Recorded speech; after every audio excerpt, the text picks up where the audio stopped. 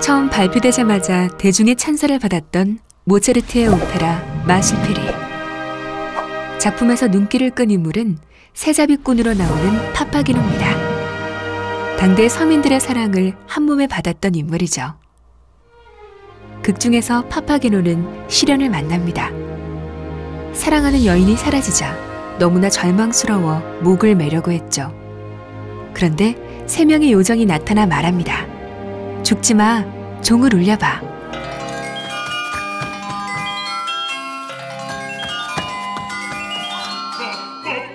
파파기노가 종을 울리자 기적처럼 연인이 나타납니다.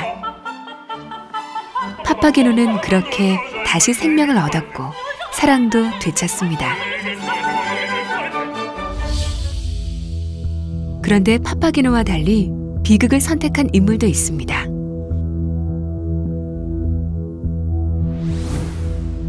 사랑을 못 이루자 괴로움에 자살하는 베르테르. 당시 젊은 베르테르의 슬픔을 읽고 유럽의 수많은 젊은이들이 따라 죽었다고 하죠. 훗날 미국의 한 학자는 이렇게 유명인을 따라 죽는 현상을 가리켜 베르테르 효과라는 이름을 붙입니다. 18세기 말 비슷한 시기에 태어난 두 인물. 베르테르는 죽음에 굴복했지만 파파게노는 자살 직전에 죽음을 극복합니다. 우리는 비극의 상징 베르테르를 기억할 뿐 절망에서 희망으로 건너온 파파게노를 잊고 있었습니다.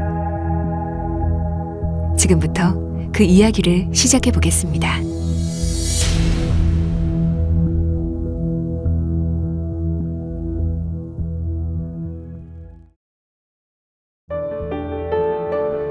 TV 속에서 자주 만나던 연예인이 어느 날 갑자기 스스로 목숨을 끊습니다.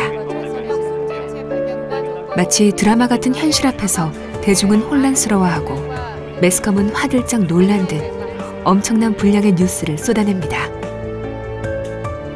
그리고는 이어지는 일반인들의 후속 자살들. 고 최진실 씨의 경우엔 한 달 사이 자살자 수가 평년보다 약 600명 더 늘었고 얼마 후 동생과 전남편까지 자살합니다. 지난 10년 동안 우리 사회에서 반복됐던 유명인의 자살과 후속 자살들. 이 모든 일들이 우연의 반복이었을까요? If she hadn't been, a famous actress, would you have found that increase of 600 suicides? I would speculate probably not.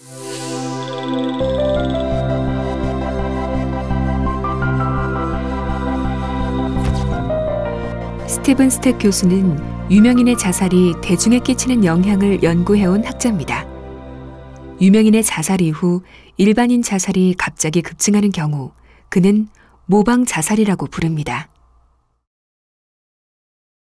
The other extreme, when Marilyn Monroe, the famous movie actress, when she committed suicide, there was a blip up of 313 suicides. It was about a 12 or 13% increase. 그렇다면 이 사람들은 어땠을까요? A couple of people who were villains. There was I think somebody in the American mafia killed themselves and it made big news, but it didn't have any impact. There was also a couple of very rich people whose names I can't remember who committed suicide and they didn't have any impact. 정치가, 학자, 가수, 배우, 유명인의 범위는 매우 넓습니다. 그러나 이 가운데 특별히 영향을 끼치는 사람은 따로 있습니다.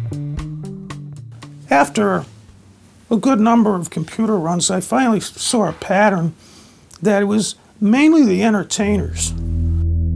그랬습니다. 유명인 모두가 영향을 미치는 게 아니라 스타라고 불리우는 연예인의 자살이 있고 나면 유독 일반인 자살이 크게 늘어납니다. 우리나라에서도 연예인, 특히 탤런트나 배우의 자살이 엄청난 후속 자살을 부르곤 했습니다. 왜 그럴까요? because of the duality that the movie star in particular you can identify with, because they often play the role of an ordinary person on the screen, somebody like yourself. But at the same time, they're really not like yourself. They're rich and famous. TV나 스크린 속 그녀는 대중이 부러워하는 모습에서부터 대중을 닮은 모습까지 다양한 모습을 보여줍니다. 나는 그녀를 통해 꿈꾸고 위로받습니다. 그녀는 하늘의 별이면서 또 나의 가까운 친구이기도 합니다. And if they commit suicide, we think that some people might be thinking, well, if this rich and famous, very attractive person commits suicide, if life isn't worth living for them, well, what about little old me? Like, I'm a nobody, and like my hero or heroine has committed suicide, so that it can bring out suicidal behavior in an audience that's already suicidal. It's not just anybody that commits suicide because somebody that's famous, an entertainer, an actor. 처음엔 깜짝 요정으로 등장했습니다. 그러나 시간이 갈수록 서민들 가슴 속에 친근한 이웃이 되었던 고 최진실 씨. 5년이 지난 지금도 그녀를 애틋하게 그리워하는 사람들이 많습니다. 지난 2008년 그녀가 떠난 후 한국 대중에겐 너무나 익숙했던 그녀의 마지막 장면들. When I was analyzing, this is pretty detailed, but I think that in Asia the coverage is much more graphic than it is here in the United States, is my impression. I think it's also longer. I think he was saying how they have a suicide story almost every day. Yeah, but I think it is kind of emotional. It's playing up the emotions. 우리는 한국 TV와 신문에 실렸던 뉴스들을 좀 더 살펴봤습니다. 그의 표정에 웃음이 사라졌습니다. This suicide happened, did they just report it on a one day and then that was it, or was the coverage multiple days? Multiple days. Yeah, that's what I they thought. cover multiple days. Yeah, so from Philip's work, if you have multiple days of coverage, the risk of copycat suicide goes up. It could be that some people might identify with the mother and other people might identify with maybe the ex-boyfriend or something, or with the actress herself. As a scientist, what I see is the greater the amount of coverage, the greater the number of days, the more likely you are to have imitation effects. Now, 단지 스택만 그렇게 생각할까요? 우리는 유럽의 전문가들에게도 같은 영상을 보여줬습니다. 먼저 소넥 박사의 의견부터 들어볼까요?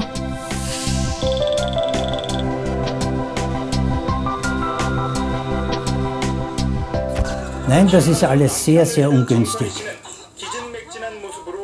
한국 유명 연예인의 자살 보도를 지켜보는 동안 소넥 박사는 계속 고개를 내젓습니다. Oh ja, das ist das Begräbnis, ja.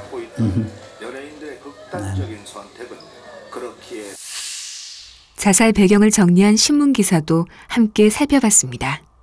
Mich ein Modell. Ja? Also je besser das übereinander.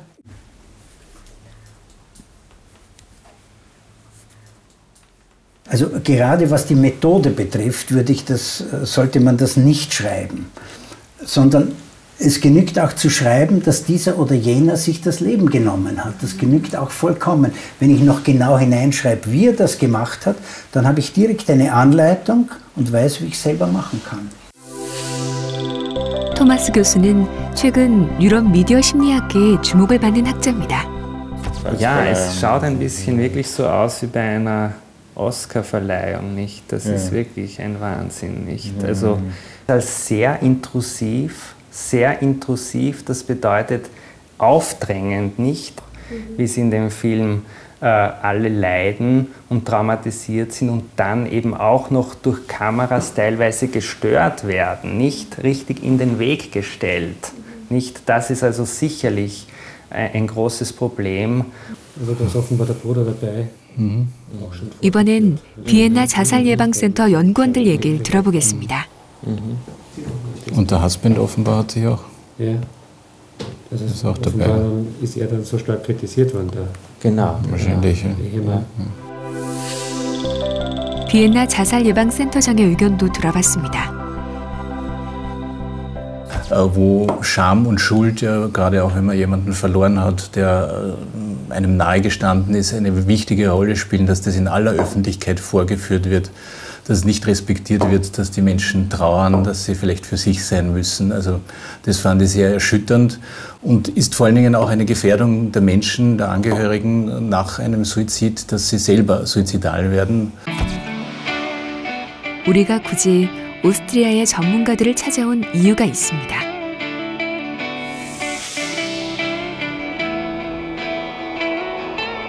유럽의 중앙에 위치하고 있는 나라 오스트리아. 동유럽과 서유럽이 만나는 경계선에 있는 만큼 유럽의 정치, 경제, 문화의 교차로 역할을 하고 있기도 합니다. 오스트리아도 한때는 우리처럼 자살률이 높았습니다. 그러나 지금은 자살률이 사상 최저 수준입니다. 자살률을 끌어내린 배경에는 유명한 지하철 일화가 있습니다. 비엔나에 처음 지하철이 설치된 것은 70년대 무렵. 그런데 80년대 들어와 지하철 자살률이 갑자기 높아진 것입니다.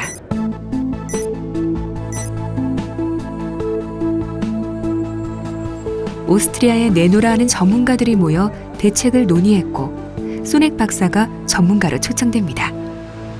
우선 투신 차단벽 설치 쪽으로 방향을 세웠다는데요. 그만 문제가 생겼다고 합니다.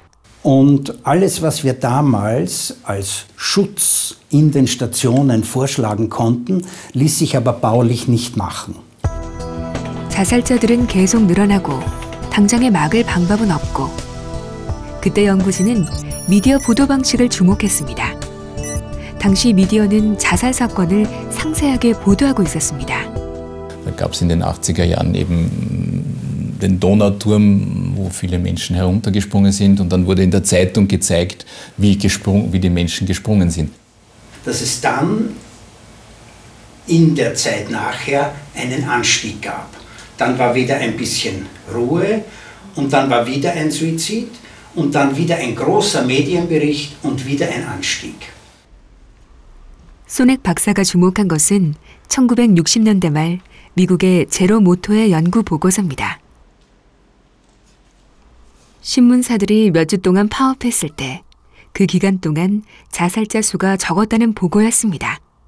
연구진은 중대한 결심을 합니다. Das Ziel damals war, dass über U-Bahn-Suizide nicht mehr berichtet wird. Und dazu haben sich damals alle wichtigen Zeitungen in Österreich bereit erklärt.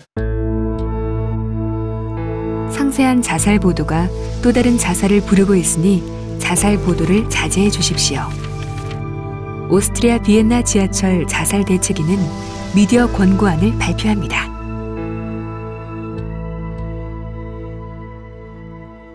Also grundsätzlich den Bericht zu verhindern, Punkt 1. Wenn der Bericht berichtet wird, grundsätzlich das Wort Selbstmord nicht zu verwenden. Das sage ich jetzt einfach extra noch dazu. Dann die Titel, also Headline entsprechend zu gestalten, dass auch da nicht das Wort Selbstmord oder Suizid vorkommt. Und die Berichterstattung in Richtung Lösungsorientierung und nicht im Sinne des sensationellen Aufbereitens eines. 놀랍게도 오스트리아 미디어들은 대부분 그 권고안을 받아들입니다. 당시 비엔나 지하철 자살 문제가 심각했기 때문에 전문가들의 조언을 진지하게 받아들인 것입니다. 더 놀라운 일은 미디어가 자살 보도를 제한한 이후 자살률이 절반 수준으로 떨어졌다는 점. 오스트리아의 정론지 스탠다드 신문사는 그 당시의 기억을 이렇게 전합니다. Es war in den 80er, in den 70er Jahren, 70 dieses Bewusstsein einfach nicht vorhanden, das jetzt in der Branche gegeben ist. Es hat ohne viel internes Feedback, ohne sehr viel innere Diskussion einfach in den Boulevardmedien, in den Nachrichten Platz gefunden, da hat sich jemand erschossen, da hat sich jemand umgebracht. Und wenn man unsicher gewesen ist, wenn man es nicht so ganz genau gewusst hat, die Studien haben es dann schon gezeigt und haben uns eigentlich sicher gemacht. Dass das aber auch einen Effekt haben kann, dass das tatsächlich wirkt, das haben sie lange Zeit nicht geglaubt. Und erst wie wir dann zeigen konnten, dass tatsächlich Medienberichte auf die Suizide eine Wirkung ausüben können, da wurde die Sache überhaupt erst für sie spannend, da wurde es interessant. Oh, was wir schreiben, was wir sagen, was wir darstellen, ist nicht völlig umsonst, sondern es hat auch einen Effekt. 1946년도에 창간된 디프레스는 오스트리아의 대표 정론지입니다. 80년대 당시엔 이 신문사에서도 고민 없이 자살보도 기사를 내보냈다고 합니다. 하지만 87년도 이후엔 자살보도 권고안을 철저하게 지키고 있습니다. 이 신문사가 최근에 발생했던 자살 사건을 어떻게 보도하고 있는지 살펴봤습니다. Ist in Baden, das ist eine kleine Stadt in der Nähe von Wien, offenbar, nach dem, was wir heute wissen, aus dem Fenster gesprungen, weil er in der Schule Probleme hatte, weil er kein besonders guter Schüler war und Ende des Schuljahres drohte durchzufallen. Das ist passiert, das ist der Fall gewesen. Zunächst, als die Nachricht hereinkam, wussten wir nur, ein Kind ist aus dem Fenster gestürzt und tot. Warum, wussten wir zu dem Zeitpunkt nicht. Das war es, was wir damals wussten. In der Folge klärte sich dann in den nächsten Tagen auf, dass es wohl ein Suizid gewesen ist. 소년의 죽음이 자살로 밝혀지자 오스트리아의 몇몇 비주류 언론사들이 미디어 지침을 어기는 보도를 냈다고 합니다. 일면에 크게 실린 소년의 이름과 사진. 오스트리아에도 세상 여느 나라처럼 선정적인 기사가 있었습니다. 그러나 디프레스는 소년의 죽음이 자살로 밝혀진 후에도 후속 기사나 정정 보도를 내지 않았습니다. 자살 보도를 적극적으로 할 필요가 없다는 판단이었습니다. Weil wir in Österreich zu der Erkenntnis gekommen sind, unter den Medien selber, dass es einen negativen Effekt gibt, wenn man über Suizide berichtet, zu sehr. Suizidberichterstattung relativ klein und nur in ganz intensiven Fällen, in Fällen, die wirklich viel Aufmerksamkeit erfordern und die die Leute auch interessieren.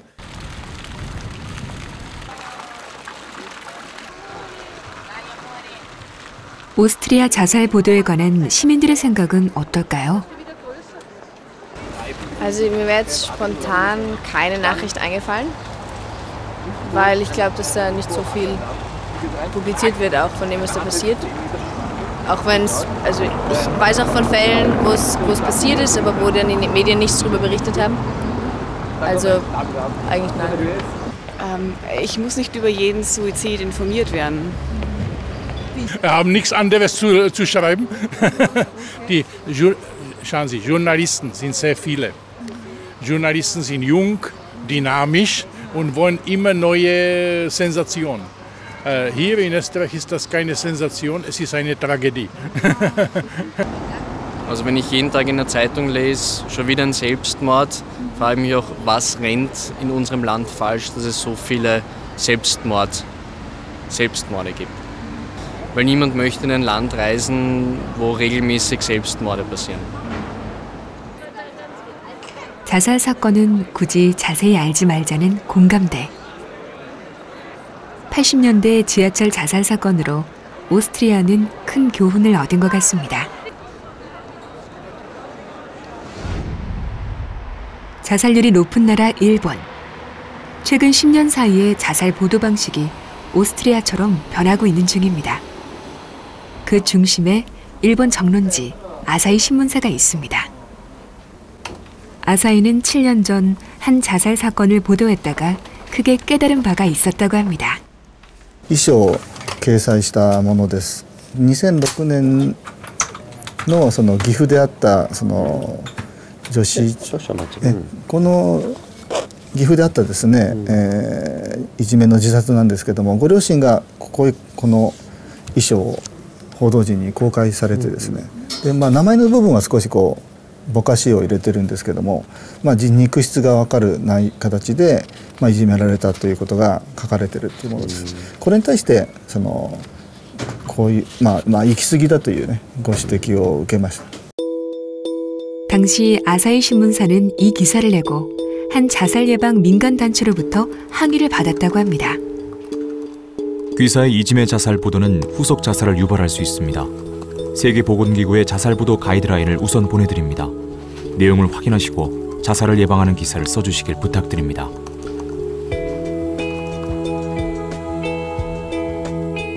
아사히 관계자들은 항의문을 받고 자살 보도의 방향에 대해 무려 6년 동안 고민하고 연구했다고 합니다.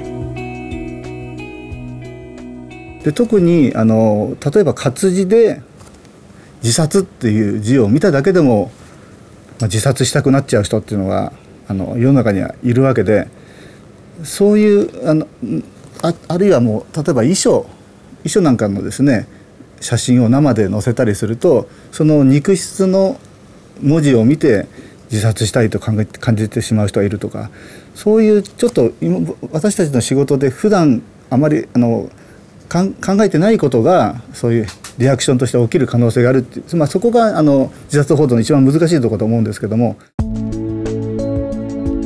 2012년 드디어 아사히 신문사의 보도 가이드가 책자로 발간됩니다. 전문가의 권고를 받은 후 아사히 기자들 스스로가 자살 보도를 쓸 때 어떻게 써야 하는지 6년 동안 연구한 끝에 만들어낸 결과물입니다. マスコミ報道に関わる人間は嫌うわけですよね。それは日本も韓国も多分同じだと思うんですけども、自分たちの報道に関して制限をされることを非常に嫌いますよね。で、自殺のガイドラインって実はWHO のものも制限なんですよね。これをしちゃダメだ、あれをしちゃダメだと。ですからこれはやはりなかなか報道陣としては受け入れがたいんですけども、ですので自分たちが納得できるようにその WHO のガイドラインの一項目一項目を全部議論していったんですよ。自分たちで一つ一つ議論して納得をしたので、それで今スタートできていると。 2012년 현재 세계 자살자 수는 연간 100만 명. 전쟁과 살인으로 인한 숫자보다 더 많습니다. 세계보건기구는 늘어나는 자살 현상에 관심을 갖고 지난 2000년도 언론의 자살 보도에 관한 기준을 발표합니다.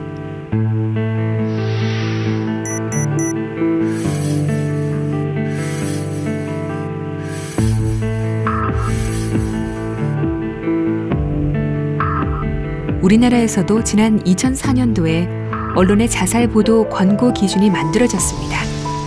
하지만 잘 지켜지지 않고 있습니다.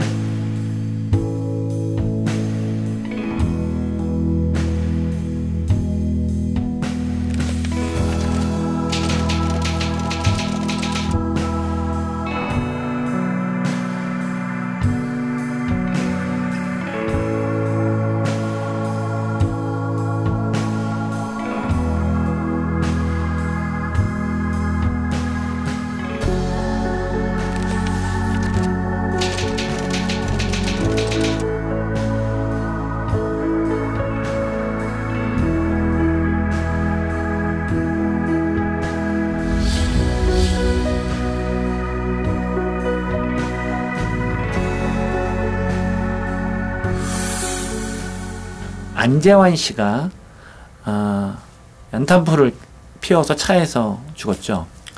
1800배가 늘었대요. 그 방법으로 죽은 사람이. 모방효과는 확실히 있는 거죠.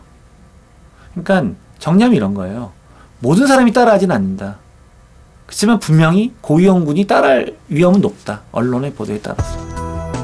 한국에선 유명 연예인의 자살이 보도되고 나면 평년보다 일반인의 자살률이 크게 늘고 자살 수단마저도 비슷합니다. 모방 자살은 한국 자살 현황에서 눈에 띄는 특징으로 꼽히고 있기도 합니다. 2008년도 최진실 씨, 2005년도 이은주 씨가 목을 매서 자살했거든요. 그 방법을 그대로 따라하는 경우가 굉장히 많이 늘었어요. 일반적으로요, 여자가 남자보다 자살 시도율이 2배쯤 높다고 되어 있어요. 반면에 실제로 자살에 성공한 사람들은 남자와 여자보다 2배쯤 높아요. 그럼 이게 왜 그러냐면 남자들은 여자들보다 조금 더 치명적인 방법을 쓰기 때문에 성공률이 높은 거거든요. 그런데 여자들이 성공률이 높아지기 시작한 거예요. 예전엔 약을 먹었는데 지금 목을 매는 거죠. 자살 보도 기사는 자칫하면 자살이 문제 해결의 수단이 될 수 있다는 인상도 줍니다. 학교 폭력 피해로 자살한 한 학생이 유서에 가해 학생의 이름을 언급하고 이 유서가 크게 보도되자 가해 학생에 대한 처벌 여론이 일어납니다. 그러자 얼마 후 또 다른 학생의 유서에서도 역시나 가해 학생의 이름이 언급됩니다. 왕따 당한 학생이 대구에서 중학생이 했을 때 그 친구의 첫 번째 유서, 처음 자살한 학생의 유서는 내 장례식장에 가해자를 못 오게 해달라는 거였어요. 그러니까 걔네들이 가까이 오는 것도 싫고 생각하기도 싫고 근접하기도 싫은데 그 다음에 자살한 학생에서는 처벌해 주세요로 바뀌었어요. 그게 왜 그러냐? 바로 그 뒤에 우리 사회가 자살을 이용해서 그거를 부각시켜서 사회 이슈화시켜서 문제를 해결하는 듯한 인상을 준 거예요. 그러니까 어떻게 보면 어려운 입장에 있는 사람한테 자기의 어려운 문제를 해결해 주면서 동시에 그 억울함을 호소해서 복수까지 해주는 시스템을 만들었다는 거죠. 이거는 사회학습의 아주 전형적인 효과라고 볼 수 있습니다. 경찰은 송 아나운서가 오늘 오후 2시쯤 서울 서초동 19층 자살 사건은 우리 사회의 숨은 문제들을 드러내기도 합니다. 그러므로 사실을 있는 그대로 보도해야 한다는 것이 대다수 보도 기자들의 입장입니다. 경찰은 부검을 거쳐 연탄가스 중독으로 인한 자살로 결론지었습니다. 그런데 스택 교수는 좀 다른 얘기를 합니다. 세상의 그 어떤 기자도 사실을 있는 그대로 보도하는 객관적인 기자가 되기란 어렵다고 말합니다. 기사에는 이미 기자의 선택과 주관이 담긴다는 것입니다. It's there. It was filmed live. It happened. And so it's subjective in that sense. But then in terms of do you want to, focus on certain events, maybe at different angles and these sorts of things, that's subjective. So that there really isn't, it's hard to be an objective reporter because you can't report on everything. And so you have to pick out certain sorts of things. And so then it becomes subjective. 기자는 세상의 코끼리를 알리고 싶어 합니다. 그러나 시간과 지면 등 여러 조건이 제한되기 때문에 전체를 담지 못합니다. 결국 어느 한 부분을 선택해서 기사를 쓰죠. 그 기사에서 독자들은 코끼리를 볼 수 없습니다. 그저 자신이 본 대로 해석할 뿐입니다. 자살 기사도 그럴 수 있습니다. 기사를 쓸 때 기자의 선택에 영향을 끼치는 것이 또 있습니다. 바로 국민의식입니다. 우리나라 국민들은 자살 보도 기사에 대해 이중적인 태도를 갖고 있는 것으로 나타났습니다. 어떻게 죽었지? 궁금해. 알고 싶어 라는 마음과 그것까지 알면 안 좋을 거야. 몰라도 돼 라는 상반된 마음. 국민의 두 마음이 기자들을 유혹합니다. Two TV stations or newspapers in Hong Kong, they were covering suicide, and then a third one started. And the third one really sensationalized the coverage of suicide. So the other two, in order to keep up and not lose readers or not to lose their audience, they started to sensationalize suicide a little more themselves. And so in that kind of setting where you have to compete with other media channels and the public seems to like emotionalized, sensationalized stories, well then what do you do? 대중들은 자극적인 사건과 사고를 더 많이 주목합니다. 이런 점도 자살 보도 기사들을 구체적이고 상세하게 만드는 한 원인이 아닐까요? 언론, 기자, 보도 모든 것들은 소비자가 봐줘야지 먹고 사는 시스템이죠. 그렇다면 소비자들이 외면하는 건 절대 만들지 않습니다. 그리고 만드는 건 대부분 소비자가 원하는 거죠. 방송이 얼마나 무서운데요. 시청률 안 하면 그냥 잘리는 게 방송인데. 그렇게 치면은 사실 칼자루로 지고 있는 거는 국민들입니다. 언론을 보고 있는 시청자들인데 그 시청자들은 매우 관념적으로 나는 이래야 된다는, 이럴 수 있다는 당위적인 것과 자기가 보여주는 현실과는 굉장히 차이가 있을 수 있습니다. 사실 자살보도 몰라야 돼. 그거 하면 모방자살 나온대라는 말을 하지만 사실 자살보도를 해두는 보도가 언론이 있고 안 해주는 언론이 있을 때 과연 그걸 안 볼 수 있느냐. 이 측면에서 한번 생각을 해봐야 됩니다. 국민들이 모두 다 그 정보를 찾고 즐기기 때문에 어떻게 보면은 언론도 어쩔 수 없이 따라가는 측면도 있다는 거에 대한 인식이 있어야 될 것 같습니다. 남해의 한 다리.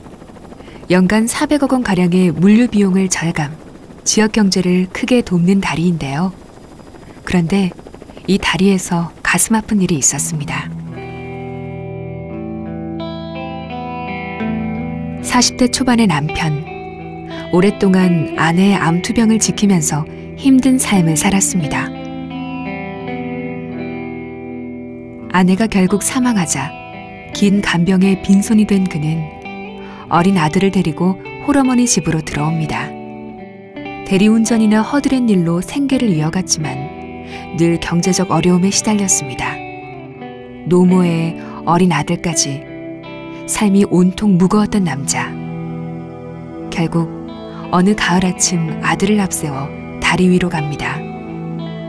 그리곤 저항하는 아들을 밀어 떨어뜨린 후 자신도 뛰어내렸습니다.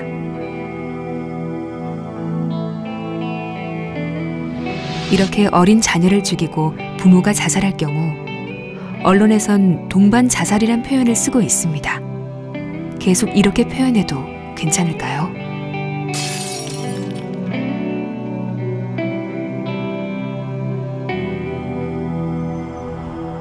방송국으로 대학생들을 초대해서 동반 자살 표현에 대한 그들의 생각을 들어봤습니다. 학생들은 오늘 A, B, C, D 4개의 그룹으로 나뉘어서 각자 다른 뉴스를 듣게 됩니다. 실험에서 다뤄본 내용은 미화법의 사용 유무입니다. 예를 들어서 성인이 미성년인 자녀를 죽이고 그리고 본인도 자살했다라는 사건이 발생했을 때 저희들 언론에서 보통 동반 자살이라는 표현을 쓰게 되는데 그것이 잘못되었다라는 것이 저희 전제입니다. 그래서 팩트만 전달한다면 정확히 말하면 살해 후 자살이죠. 살해 후 자살입니다. 그래서 두 가지가 어떻게 다른가. 그래서 예를 들어서 TV 뉴스 보도 자살 똑같은 자살 보도입니다만은 살해 후 자살이라는 표현을 쓴 TV 보도 또 하나는 동반 자살이라는 표현을 쓴 보도 두 가지를 보여주고 어떻게 받아들이는지 그리고 자살에 대해서 어떤 생각을 품게 되는지 그리고 필요 이상의 어떤 감정이나 이해 이런 어떤 감정선을 건드리는지 이런 것들을 테스트를 해본 실험이라고 볼 수가 있겠습니다. 실험 참가 학생들은 이제부터 4개의 조건에 맞춰 제작한 가상 뉴스를 각각 듣게 됩니다. 먼저 A그룹 뉴스는 동반 자살이란 표현을 썼고 기자가 취재한 자살의 배경도 밝힌 뉴스입니다. B그룹 뉴스는 동반 자살이란 표현을 쓰지만 자살의 배경은 밝히지 않은 뉴스입니다. C그룹의 뉴스는 동반 자살 대신 살해 후 자살이란 표현을 쓰고 기자가 자세한 자살 배경을 설명합니다. D그룹은 살해 후 자살이란 표현을 쓰고 자살 배경은 전혀 밝히지 않은 뉴스를 듣게 됩니다. 먼저 A그룹 뉴스를 들어볼까요? 경기 불황에 고심하던 40대 가장이 극약을 먹고 어린 2딸과 함께 동반 자살했습니다. A그룹 뉴스는 자녀를 죽이고 자살한 가장의 소식을 동반 자살 사건으로 묘사하고 있습니다. 숨져 있는 것을 김 씨의 아버지가 발견했습니다.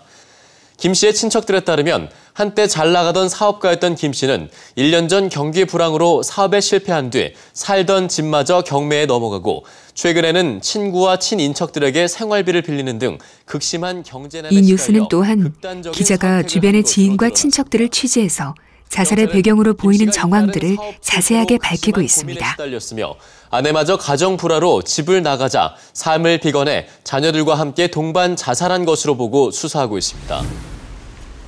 뉴스를 듣다 보면 크고 작은 생각들이 떠오릅니다. A그룹의 학생들은 어땠을까요? 자살한 사람을 좀 연민하게 됐던 것 같아요. 근데 저 사람이 뭐 이러이러한 상황들이 있었고 그래서 자살했구나, 되게 불쌍하다라는 생각을 하게 됐던 것 같아요. 그런 메시지가 가장 와닿았어요. 평소 같으면 그 어린 아이들을 같이 죽였으니까 욕을 했을 것 같은데 이 보도를 보고 나니까 안타까운 마음이 들었어요.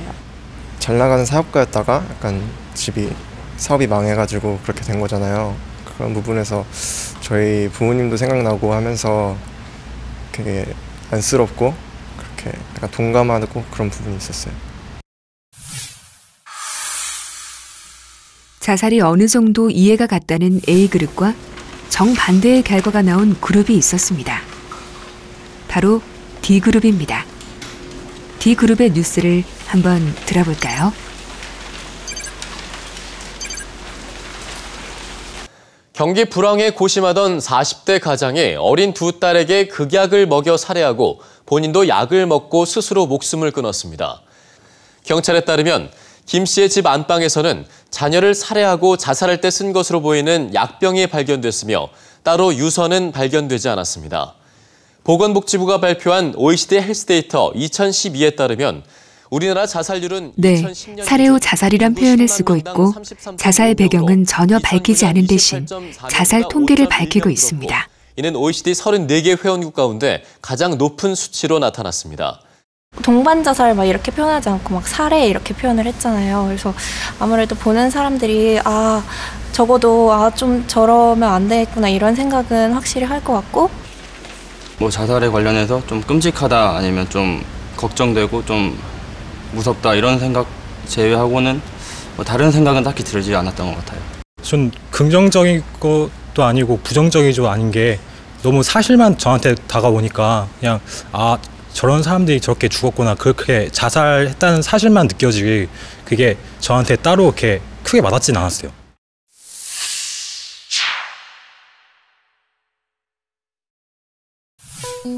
실험 결과 동반 자살이란 표현과 자살 배경을 밝힌 A그룹이 자살 행동에 대해 긍정적이었고, 살해 후 자살이란 표현을 썼지만 자살 배경을 밝히지 않은 D그룹이 자살 행동에 대해 가장 부정적이었습니다.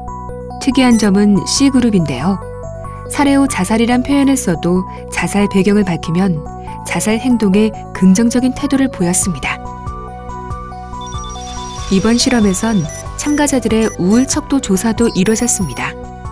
뉴스 형식과 상관없이 우울증이나 심리 상태가 불안정한 참가자일수록 자살에 대한 태도가 상대적으로 긍정적인 것으로 나타났습니다.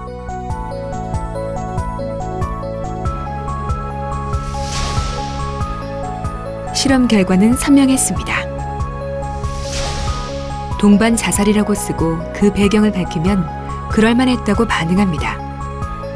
반면에 살해 후 자살이라고 쓰고 뒷이야기를 덮어두면 자살에 대해 거리를 둔다는 점입니다.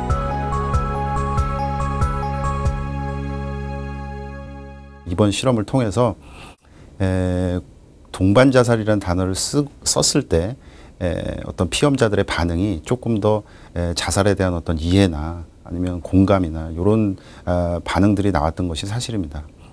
사실 자살 사건이 발생하면 주목도가 굉장히 높습니다. 그러면 그 청중들 가운데는 자아가 너무나 확실해서 별 위험이 없는 사람들도 있을 것이고, 아니면 그에 반해서 우울한 사람들도 많을 것이고, 심정적으로 불안한 사람들도 많을 것인데, 저희들이 의도하지는 않았지만 자칫하면 예를 들어서 동반자살이라는 어떤 그런 단어에 의해서 저희들이 생각하지 않았던 어떤 그런 부정적인 영향을 미칠 수도 있다라는 것이 실험을 통해서 확인이 되었습니다. 그렇다면 앞으로 언론에서는 예를 들면 본 실험의 결과에서도 나타났습니다마는 팩트 위주로 어찌 보면은 그 자살과 관련된 어떤 배경이 어떻고 그다음에 세부적인 어떤 그런 사항들을 설명하지 말고 팩트만 정확하게 전달하고 그리고 어찌 보면 좋은 기회인데 자살과 관련해서 이러이러한 예방, 방지를 할 수 있다라는 어떤 그런 인포메이션도 줄 수 있는 어떤 그런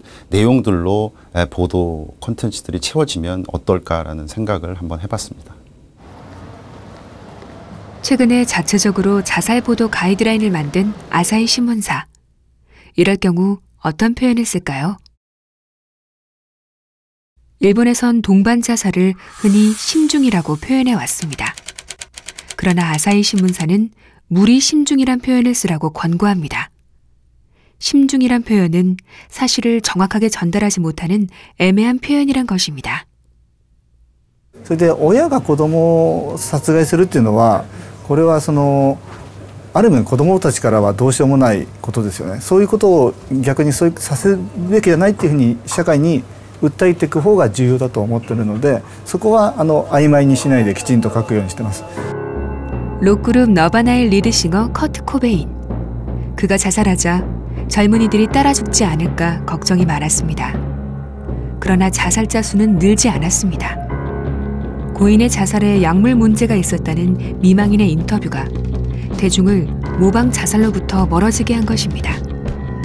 사람들은 언론이 부정적으로 보도하는 자살은 따라하지 않습니다.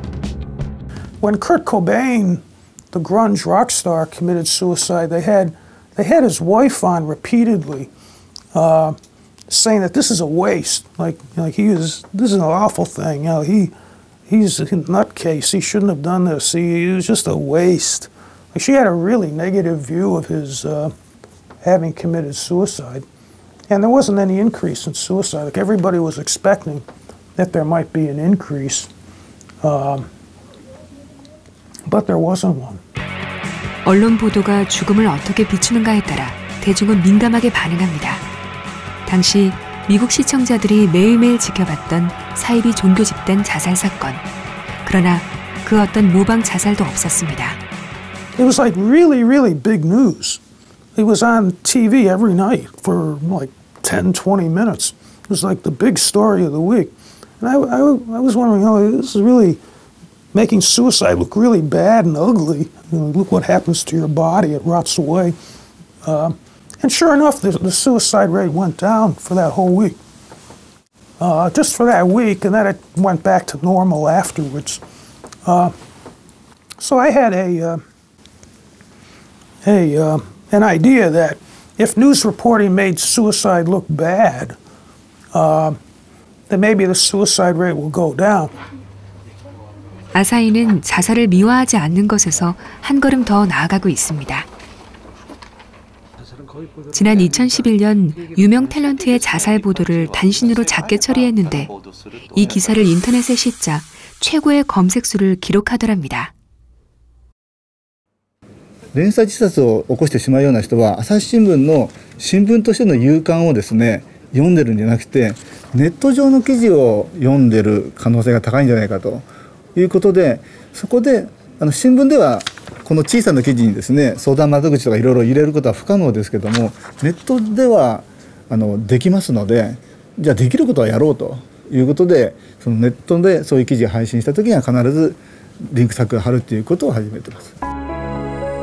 아사히는 자살 보도뿐 아니라 왕따 문제처럼 자살 위험이 있는 사례를 보도할 때도 상담 기관을 함께 알려주고 있는 중입니다. 오스트리아는 미디어의 협조로 자살률을 떨어뜨린 경험을 가진 나라. 미디어는 자살을 예방하는 일도 할 수 있지 않을까?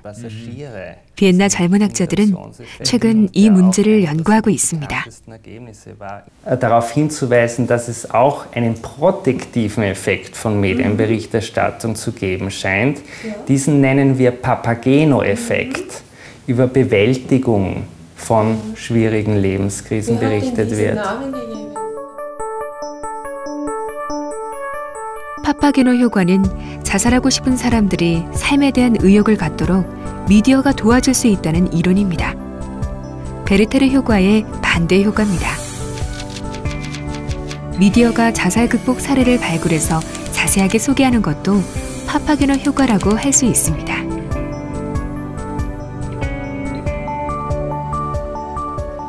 오스트리아 국영방송사 ORF는 최근 오스트리아 젊은이들이 인터넷에서 자살에 대한 의견을 나누는 현상을 우려하고 있는 중입니다. 국영방송사나 정론지는 적어도 이런 일에 무심해서는 안 된다는 것이 그들의 생각입니다. Wenn Sie in einer Enge sind, wo Sie in Ihrem Freundeskreis spüren, da kommen Sie nicht mehr raus aus diesem Selbstmordgedanken, dass wir dann darüber berichten, aber auch immer mit Experten und Expertinnen, die uns sagen, die diese jungen Menschen beraten und ihnen sagen, wo sie hingehen können, wo sie auch anonym hingehen können, ohne dass ihre Eltern etwas davon erfahren. Da haben wir gesagt, das ist uns gesellschaftlich wichtig, dass wir den Menschen eine Hilfestellung bekannt geben. 오스트리아에서 자살 보도에 대한 미디어 역할은 완성형이 아니라 현재 진행형입니다. 놀랍게도 87년도 이후로 전문가와 미디어 관계자들이 26년 동안 지속적으로 만나고 있었고 새롭게 등장하는 문제들을 고민하고 있었습니다. Einmal und dann funktioniert es, sondern Sie müssen immer wieder schauen, ob es hier Anlass gibt, immer wieder einmal ein Symposion machen mit Journalisten, immer wieder mit ihnen diskutieren und so weiter. Wir sprechen mit Journalisten, erklären ihnen, wie wir meinen, dass Berichterstattung über dieses doch sehr sensible Thema sinnvoll ist. Und natürlich haben die auch bestimmte Anforderungen, nicht? Sonst wird es unter Anführungszeichen langweilig. Aber wir sind im Diskurs, also in der Diskussion, und es ist für viele Journalisten auch sehr beeindruckend zu sehen, dass das einen wichtigen Effekt hat. Also es ist eine gute Kooperation mit den Journalisten. 일본은 어떨까요? 일본 자살 예방 종합대책센터에서도 7년에 걸쳐 전문가와 미디어 관계자 회의가 이뤄지고 있습니다. 자살 보도 방법은 언론만의 고민이 아니라 그 사회의 전문가와 관계자들이 지원해야 할 문제라는 것입니다. 基本はやっぱり私はその良い記事を書きたいっていう良い報道をしたいっていうメディアの人たちの心底のところに働きかけていくのが一番大事なんだと。でメディアとしてできることはそこで新聞記事でも、ネットでもいいんですけども読んだ時にここでふと自殺したくなったと、その瞬間にいやそうじゃないよっていうメッセージがそこに発せられるかっていうのが一つ僕らができることかなと思ってまして、それがだから前にも言いましたようにリンクを貼ったりとかですね、それからそうじゃないよっていうメッセージをその記事の隣に載せるとかですね、そういう取り組みを地道にしていくことかなと思ってます。